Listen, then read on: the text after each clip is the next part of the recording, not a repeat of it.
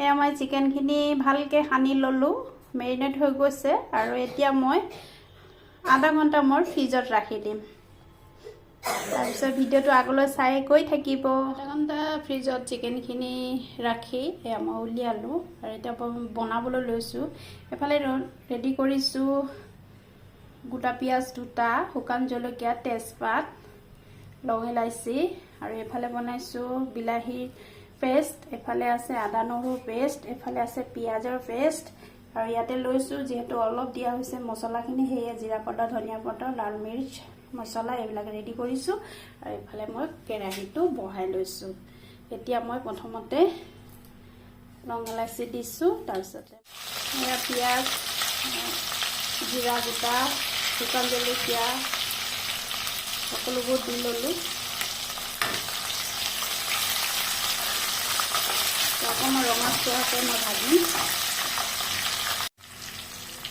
হালধি দি দিছোঁ, তাৰপিছতে মই পিঁয়াজৰ পেষ্টটো দি লৈছোঁ,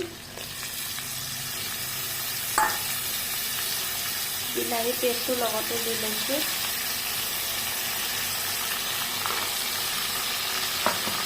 আৰু মছলাখিনি গোটেইখিনি দি লৈছোঁ।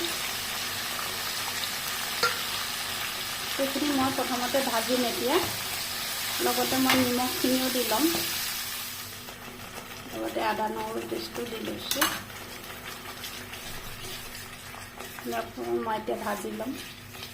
গতিকে এইখিনি এতিয়া ভাজি হৈ গৈছে, তেলটো ওপৰত উপঙি গৈছে, সেয়ে মই এতিয়া চিকেনখিনি ইয়াত দি দিম। চিকেনখিনি দি ল'লোঁ আৰু এতিয়া মই এতিয়ালৈকে পানী এড কৰা নাই, যিহেতু দৈ দিছোঁ, পানী অলপ ওলাব দৈৰ পৰা। চ' এতিয়া মই কম জুইত ঢাকন মাৰি দিম আৰু লাহে লাহে সিজি থাকিব। চিকেনখিনি এয়া হ'বলৈ হৈছে আৰু তো ভিডিঅ'টো কি কেনেকুৱা পালে নিশ্চয় জনাব আৰু ভাল লাগিলে লাইক এটা দিব, কমেণ্ট কৰিও শ্বেয়াৰ কৰি দিব আৰু পেজটো ফ'ল' কৰি দিব। ফাইনেলি মোৰ চিকেন হৈ গ'ল। চ' এয়া আছিল মোৰ আজি চিকেন। এয়া মই ওপৰৰ পৰা ধনিয়া পাত ছটিয়াই দিলোঁ আৰু আজি ভিডিঅ'টো ইমানে আছিলে। এইফালে মই পোলাও এয়া বনাব লৈছোঁ, তো আগলৈ চাই থাকিব।